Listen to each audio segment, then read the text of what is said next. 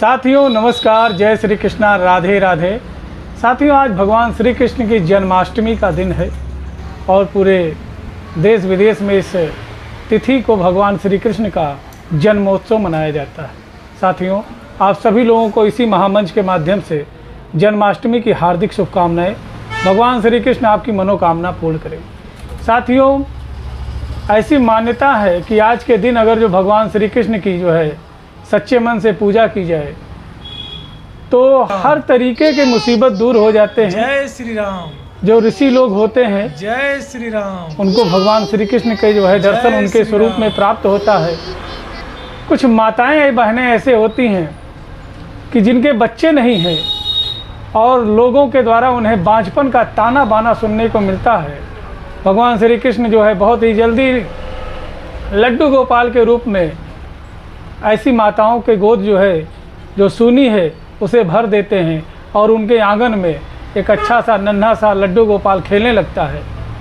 तो आज का वीडियो जो है भगवान श्री कृष्ण को जो है पूर्णतः समर्पित है और उन माताओं बहनों के लिए पूर्णतः समर्पित हैं जिनको बांझपन की शिकायत है। तो जी हाँ दोस्तों, आइए शुरू करते हैं। साथियों, मुझे लगता है कि भगवान श्री कृष्ण से बड़ा मोटिवेशनल स्पीकर कोई नहीं हो सकता है। भगवान श्री कृष्ण गुरुओं में महागुरु हैं और जो है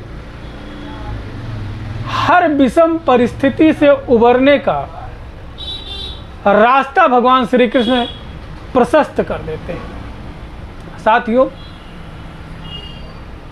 एक छोटी सी कथा है कि जिस समय महाभारत का युद्ध हो रहा था, कौरवों ने जो है अभिमन्यु को घेर करके मारा और सबसे विडंबना और सबसे बेकार की बात तो ये लगी कि जयद्रथ ने मरे हुए अभिमन्यु को जो है मृतक अभिमन्यु को घसीट करके मारा।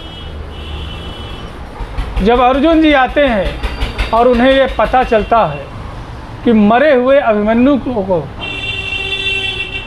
जयद्रथ ने घसीट करके मारा, तो उसी समय वो जो है कसम खाते हैं कि सूर्यास्त से पहले अगर जो जयद्रथ को मार नहीं दिया तो स्वयं मैं जो है चिता पे चढ़ जाऊंगा। साथियों, इतना कहते ही पांडवों में शोकाकुल का माहौल हो गया और कौरव जो है खुशी के मारे फूले नहीं समाये रहे थे।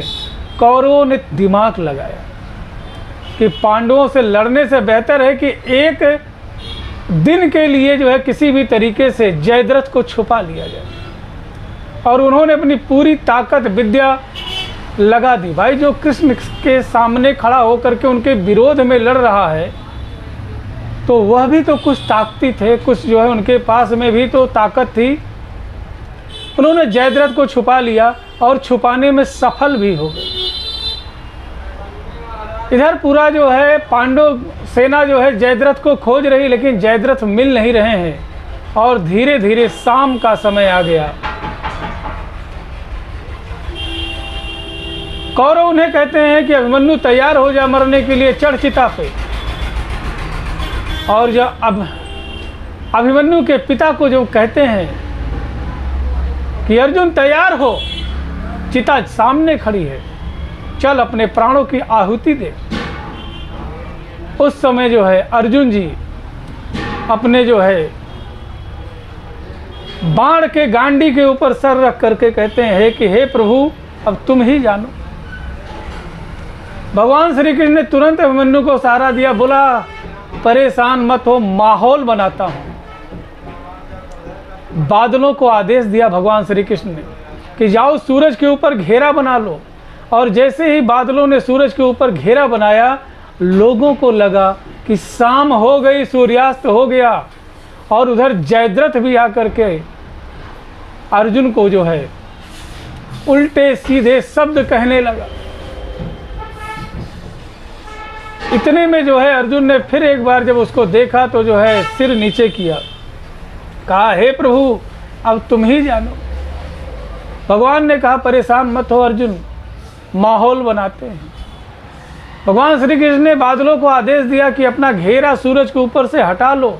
जैसे ही घेरा उठा, कड़कड़ा करके धूप सी निकल आई। भगवान श्री कृष्ण ने कहा क्या देखते हो अर्जुन, उठाओ तीर, लगाओ निशाना। अर्जुन ने मारा, उसका सर कट गया। अर्जुन कह सकता है कि वह बड़ा ही जबरदस्त तीर अंदाज है, बड़ा ही जबरदस्त योद्धा है, लेकिन बात जब जब सफलता के माहौल की होगी तो भगवान श्री कृष्ण को भूला नहीं जा सकता। साथियों, जयद्रथ तब एक ही था, लेकिन आज बहुत सारे जयद्रथ और दुशासन हमारे इर्द गिर्द में घूम रहे हैं, लेकिन कृष्ण की कमी है। इसलिए भगवान श्री कृष्ण ने कलयुग में अपना रूप बदल लिया, वह हमारे गुरु के रूप में आ गए। साथियों, आज एक आप सफल डॉक्टर हैं तो अपने हृदय पे हाथ रख करके सोच करके बोलिएगा, या जिस पेशे में आप सफल हैं, यदि आज आपकी जय जयकार हो रही है, यदि आपको अच्छा भोजन, वाहन, अच्छी शिक्षा आपके बच्चों को मिल रही है, तो कहीं ना कहीं आपके गुरु, आपके माता पिता, आपके भाई बंधु भी उसके हकदार हैं। क्यों? क्योंकि उनके ही जो है अध्यक्षता सानिध्य में आपने शिक्षा दीक्षा ली है। इसलिए विश्व के तमाम गुरुओं को आज इस श्री कृष्ण जन्माष्टमी के जो है पावन अवसर पर मैं चरण छू करके इसी महामंच के माध्यम से प्रणाम करता हूँ कि आज हमें भी जो कुछ भी अच्छा भोजन, वाहन और हमारे बच्चों को अच्छी शिक्षा दीक्षा मिल रही है, तो यह सिर्फ आपकी कृपा से है, भगवान श्री कृष्ण की जो है आशीर्वाद से है। आप सभी लोगों को सादर प्रणाम। साथियों, बहुत सी ऐसी माताएं हैं जिनको PCOD, PID, ovarian cyst, fibroid uterus या ट्यूमर की समस्या या ल्यूकोरिया की समस्या है, या हार्मोनल इम्बैलेंस है, उनका LH, FSH, PRL, prolactin, thyroid जो है यह गड़बड़ है, इसके हार्मोन का रेशियो जो है यह सही नहीं चल रहा है, जिसके वजह से उनको मेंस्ट्रुअल डिस्टर्बेंस आ रहा है। जी हाँ दोस्तों, मेंस्ट्रुअल डिस्टर्बेंस आ रहा है। उनकी शारीरिक क्षमता के अनुरूप जो है सही से मेंसेज नहीं आता है। कभी मेंसेज बहुत पहले आ जाता है, कभी बहुत देर में आता है, या हर सिंगल डे के लिए आता है, या कुछ घंटे के लिए आता है, या 4-4, 6-6 महीने पर रुक करके उनको पीरियड जो है आता है। ओव्यूलेशन में दिक्कत है। बहुत सारी माताएं हैं जिन्होंने एएमएच का टेस्ट कराया, ठीक नहीं आ रहा है, और बहुत ही हताश होकर के, मायूस होकर के अपनी समस्या को समय और भगवान के ऊपर छोड़ दिया है कि जो होगा देखा जाएगा। लेकिन बावजूद इसके वह जब भी किसी के घर पर जाती हैं, अगर जो कोई पूजा पाठ या अनुष्ठान होता है तो लोग उनसे दूरियां बनाते हैं, कहते हैं कहीं इस बाझन की साया मेरे घर पर, मेरी बेटी पर, मेरे बच्चों पर ना पड़े, इसलिए उनको ऐसे जगहों से दूर कर दिया जाता है। अगर जो कहीं एक हिंदू धर्म में एक रस्म होता है, जी हाँ दोस्तों, जिसमें शादी होता है और जो है जब सिंदूर दान होता है तो उसमें सेनुर बहोरी का एक जो है रस्म होता है। हमने देखा है कि जब ये शादियाँ होती हैं, महिला कितनी भी अच्छी हो, कितनी भी सुंदर हो, कितनी भी सुशील हो, अगर जो उसने किसी बच्चे को जन्म नहीं दिया है तो लोग उससे दूरियां बनवा देते हैं, उसका आशीर्वाद तक लेना पसंद नहीं करते हैं। कहते हैं कि कहीं इस बाझिन की साया जो है हमारे इस लड़की के ऊपर ना पड़ जाए, कहीं हमारी बेटी भी जो है शादी के बाद में उसको बांझपन की समस्या ना हो जाए। तो साथियों, उन माताओं बहनों के हृदय से पूछिए जब जब उनको अपमान किया जाता है, एक एक बार का बांझपन का कहना, बांझपन का ताना बाना देना उनको नर्क के समान लगता है। वह जीना नहीं चाहती, लेकिन फिर भी परिस्थितियों बस वह जी रही हैं, लेकिन एक एक दिन उनका मृत्यु के समान है।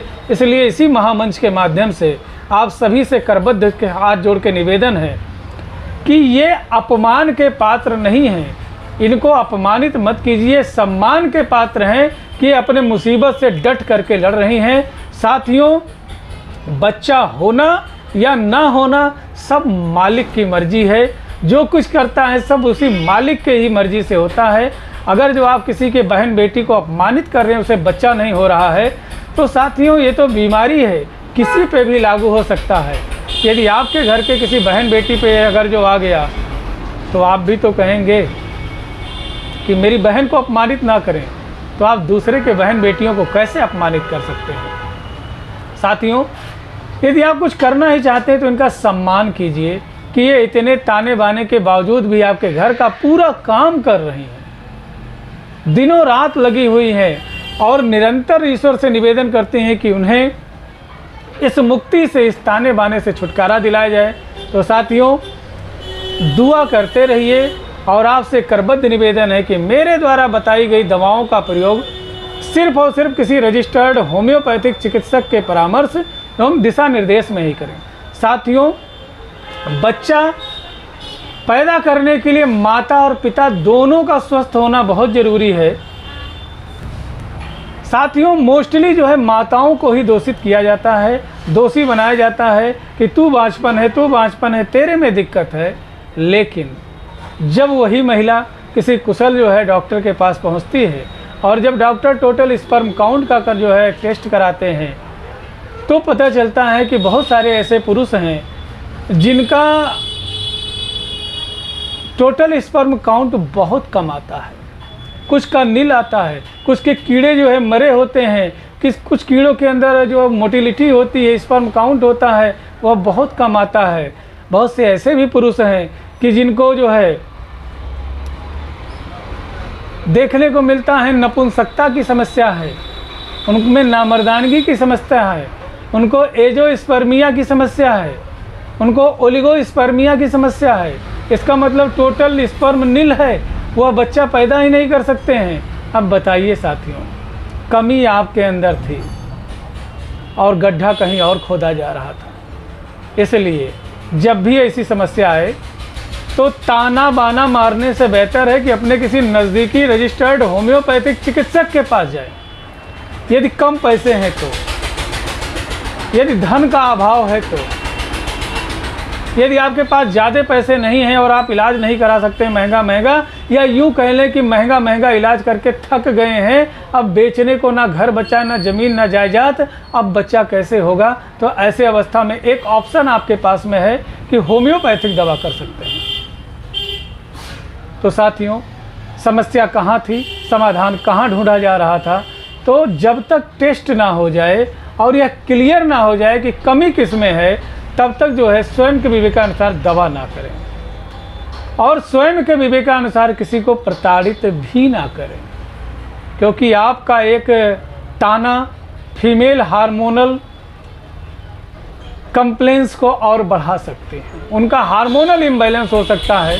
तो साथियों, आइए बात करते हैं, यदि पुरुषों में टोटल स्पर्म काउंट बहुत कम आ रहा है, कीड़े नहीं बन रहे हैं, उनके कीड़ों में कमी पड़ रही है, तो ऐसे भाई बंधु अगर जो अश्वगंधा, डेमियाना, जिनसेंग, जी हाँ दोस्तों, ये 3 दवाइयाँ अश्वगंधा, डेमियाना, जिनसेंग और साथ में अगर जो लाइकोपोडियम, जी हाँ दोस्तों, लाइकोपोडियम अलग लेना है, ये दवाइयाँ अलग लेनी है। अगर जो इन दवाइयों का प्रयोग करते हैं तो उम्मीद करते हैं उनकी नपुंसकता और जो स्पर्म की समस्या है वो समाधान हो जाएगा। अगर जो वो माताएं कि जिनको जो है PCOD, PID, ovarian cyst, fibroid uterus की समस्या है, अगर जो ऐसी माताएं बहनें किसी रजिस्टर्ड होम्योपैथिक चिकित्सक के परामर्श के अनुसार अगर जो कैलकेरिया फ्लोर, फ्रैक्सिनस अमेरिकाना, कैलकेरिया ओबटोस्टा और सिम्सिफ्यूगा का प्रयोग करती हैं, तो उम्मीद करते हैं कि अगले साल जन्माष्टमी तक आपकी गोद भगवान श्री कृष्ण लड्डू गोपाल के रूप में भर देंगे और आपको ताने बाने से मुक्ति मिल जाएगी। और एक चीज़ याद रखिएगा, असफल रास्ते में सफलताएं बहुत जल्दी मिलती हैं, या यूँ कह ले खराब काम में बहुत जल्दी सफलता मिलती जाती है, लेकिन वह सफलता निरर्थक होती है, क्षणिक होती है। लेकिन यदि आपके रास्ते में कठिनाइयाँ बड़ी आ रही हैं, मुसीबतें बड़ी आ रही हैं, तो यकीन माने आपका सफलता भी बहुत शानदार होगा, आपका मंजिल बहुत शानदार होगा और आपकी सफलता आजीवन आपके साथ बनी रहेगी। इसलिए सफल रहें, सुरक्षित रहें और कभी किसी को अनजाने में भी किसी के दिल को ठेस ना पहुंचाएं, ऐसी आशा करता हूं। यदि मन क्रम वचन वाणी से कोई गलती हुई तो क्षमा करिएगा। जय हिंद, जय भारत, जय होम्योपैथी, जय श्री कृष्णा, नमस्कार।